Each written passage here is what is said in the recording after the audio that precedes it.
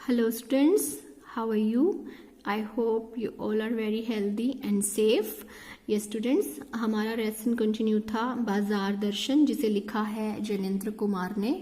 तो बाजार दर्शन में अब तक आपने पढ़ा कि लेखक अपने दो मित्रों की घटनाएं बताता है। एक मित्र तो जब बाजार गए थे, बाजार से वापस आए तो उनके हाथ थैलों से भरे हुए थे।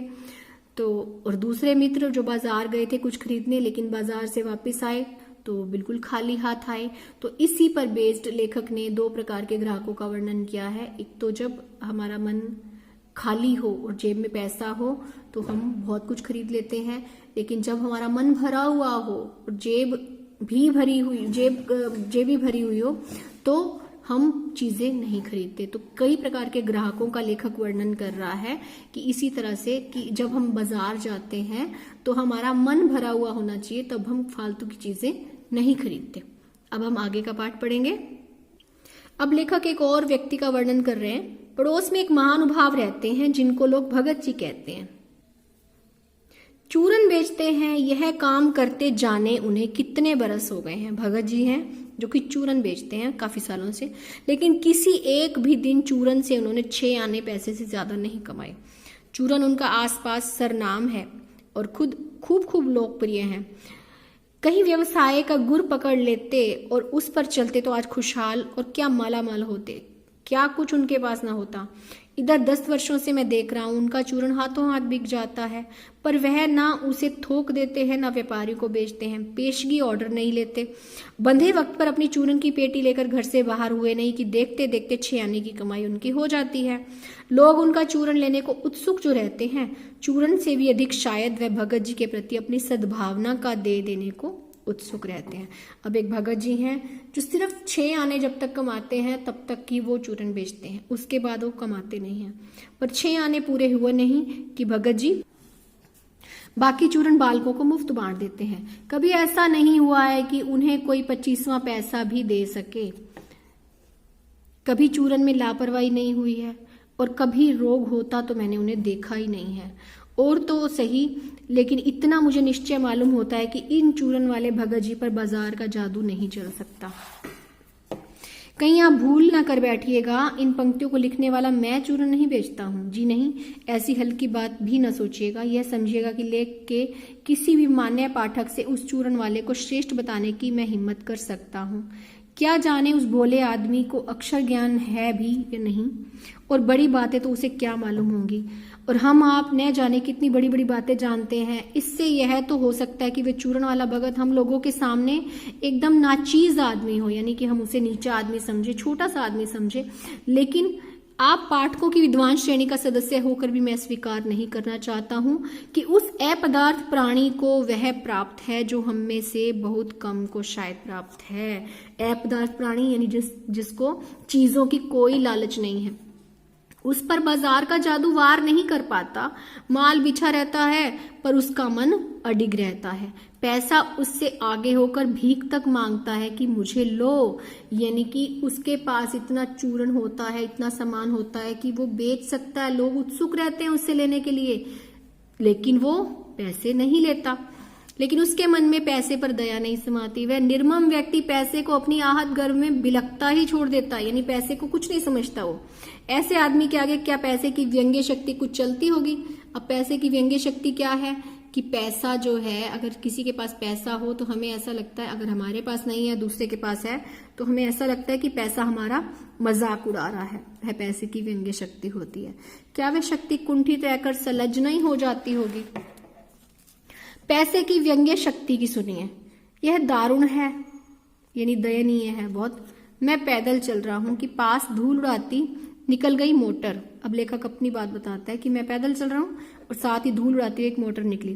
वह क्या निकली, मेरे कलेजे को कौनती एक कठिन व्यंग्य की लीक ही आर पार हो गई। जैसे किसी ने आंखों में उंगली देकर दिखा दिया हो कि देखो उसका नाम है मोटर और तुम उससे वंचित हो, यानी तुम्हारे पास नहीं है वो। यह मुझे ऐसी विडंबना मालूम होती है कि बस पूछिए नहीं। मैं सोचने को हो आता हूं कि हाय, ये ही माँ बाप रह गए थे जिनके यहाँ मैं जन्म लेने को था। क्यों ना मैं मोटर वाले के यहाँ हुआ, उस व्यंग्य में इतनी शक्ति है कि जरा मैं मुझे अपने सगों के प्रति कृतज्ञ कर सकती है। यानी जिसके मन में पैसे का लालच है, चीजों का लालच है, वो मिनट में ये भी सोच सकता है कि ये माँ बाप के यहाँ मुझे क्यों पैदा किया जिनके पास कुछ है ही नहीं। तो लेखक ये पैसे की व्यंग्य शक्ति के बारे में बताता है।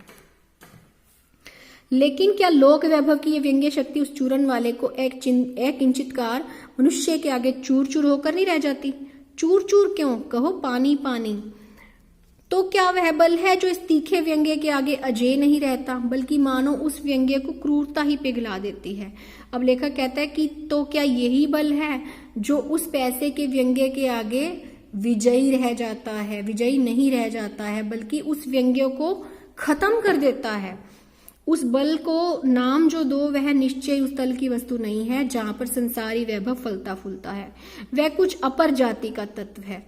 लोग स्पिरिचुअल कहते हैं, आत्मिक, धार्मिक, नैतिक कहते हैं। मुझे योग्यता नहीं कि मैं उन शब्दों का अंतर देखूं और प्रतिपादन करूं। मुझे शब्दों से सरोकार नहीं है, मैं विद्वान नहीं हूं कि शब्दों पर टिकूं। लेकिन इतना तो है कि जहां तृष्णा है, बटोर कर रखने की स्पृहा है, यानी बटोर कर रखने की, समेट कर रखने की, सारी चीजों समेट कर रखने की चाहत है, लालच है, वहां उस बल का कोई बीज नहीं है। यदि उस बल को सच्चा बल मानकर बात की जाए तो कहना होगा कि संचय की तृष्णा और वैभव की चाह में व्यक्ति की निर्बलता ही प्रमाणित होती है। निर्बल ही धन की ओर झुकता है और वह अबलता है। जो निर्बल होता है वही धन की ओर झुक जाता है, लेकिन जिसकी आत्मा मजबूत है वो क्या करता है? मनुष्य पर धन की ओर जड़, चेतन पर जड़ की विजय है। लेकिन जिस मनुष्य के पास आत्मिक बल है वो पैसे की तरफ आकर्षित नहीं होता। एक बार चूरन वाले भगत जी बाजार चौक में दिख गए। मुझे देखते ही उन्होंने जय जय राम किया। मैंने भी जय जय राम कहा। उनकी आंखें बंद नहीं थी और ना ही उस समय बाजार को किसी भांति कोस रहे थे, मालूम होते थे। राह में बहुत लोग, बहुत बालक मिले जो भगत जी द्वारा पहचाने जाने के इच्छुक थे। भगत जी ने सबको हंसकर पहचाना, सबका अभिवादन लिया और सबको अभिवादन किया। इससे तनिक भी ये नहीं कहा जा सकेगा कि चौक बाजार में होकर उनकी आंखें किसी से भी कम खुली थी। यानी जितनी बाकी लोगों की खुली थी उतनी उनकी भी खुली थी, लेकिन भौचक्के होकर रहने की लाचारी उन्हें नहीं थी। जैसे काफी लोग होते हैं बाजार जाकर बस आके फाड़ फाड़ कर चीजें देखते रहते हैं, वो चीज उनमें नहीं थी। व्यवहार में पसोपेश उनमें नहीं था और खोए से खड़े नहीं रह जाते थे। यानी कई बार चीजें देखकर हम इतने हैरान होकर उनको देखते हैं कि ये चीज बस हमें मिल जाए। उस समूचे माल के भी प्रति उनके मन में आशीर्वाद हो सकता था, विद्रोह नहीं, प्रसन्नता ही भीतर है, क्योंकि कोई रिक्त भीतर नहीं है। देखता हूं कि खुली आंख, तुष्ट और मग्न वह चौक बाजार में चलते चले जाते हैं। राह में बड़े बड़े फैंसी स्टोर पड़ते हैं पर पड़े रह जाते हैं, वो किसी की तरफ नहीं देखते। कहीं भगत जी नहीं रुकते हैं तो एक छोटी सी पंसारी की दुकान पर, जहां वो 2-4 अपने काम की चीजें लेते हैं और चले जाते हैं। बाजार से हट पूर्वक विमुखता उनमें नहीं है, लेकिन अगर उन्हें जीरा और काला नमक चाहिए तो सारे चौक बाजार की सत्ता उनके लिए तभी तक है जब तक उपयोगी है, जब तक वहां पर जीरा मिलता है। जरूरत भर जीरा वहां से लिया और फिर सारा चौक उनके लिए आसानी से नहीं बराबर हो जाता है। यानी उनको जो चीज चाहिए सिर्फ वही चीज उनके लिए इंपॉर्टेंट है, बाकी चीजें वेस्ट हैं, वो देखते तक नहीं है उन चीजों को। वे जानते हैं कि जो उन्हें चाहिए वह है जीरा और नमक। बस इस निश्चित प्रतीति के बल पर से शेष सब चांदनी चौक का आमंत्रण उन पर व्यर्थ हो जाता है। चौक की चांदनी दाएं बाएं भूखी की भूखी फैली रह जाती है, क्योंकि भगत जी को जीरा चाहिए तो वो कोने वाली पंसारी की दुकान से मिल जाता है, पर वहां से सहज भाव में लिया जा सकता है। इसके आगे आसपास अगर चांदनी बिछी रहती है तो उन्हें बड़ी खुशी से बिछी रहे। भगत जी से बेचारी का कल्याण ही चाहते हैं। यहाँ मुझे ज्ञात होता है कि बाजार को सार्थकता वही मनुष्य देता है जो जानता है कि वो क्या चाहता है। ये बड़ी इंपॉर्टेंट लाइन है बेटा, कि बाजार को सार्थकता कौन सा मनुष्य देता है? जिसको पता है कि उसको क्या चाहिए। जो नहीं जानते कि वो क्या चाहते हैं, अपनी परचेजिंग पावर के गर्व में अपने पैसे से केवल एक विनाशक शक्ति, शैतानी शक्ति, व्यंग्य की शक्ति ही बाजार को देते हैं। ना तो वो बाजार का लाभ उठा सकते हैं, ना ही बाजार को सच्चा लाभ दे सकते हैं। वे लोग बाजार को बाजारूपन बढ़ाते हैं, जिसका मतलब है कि कपट बढ़ाते हैं।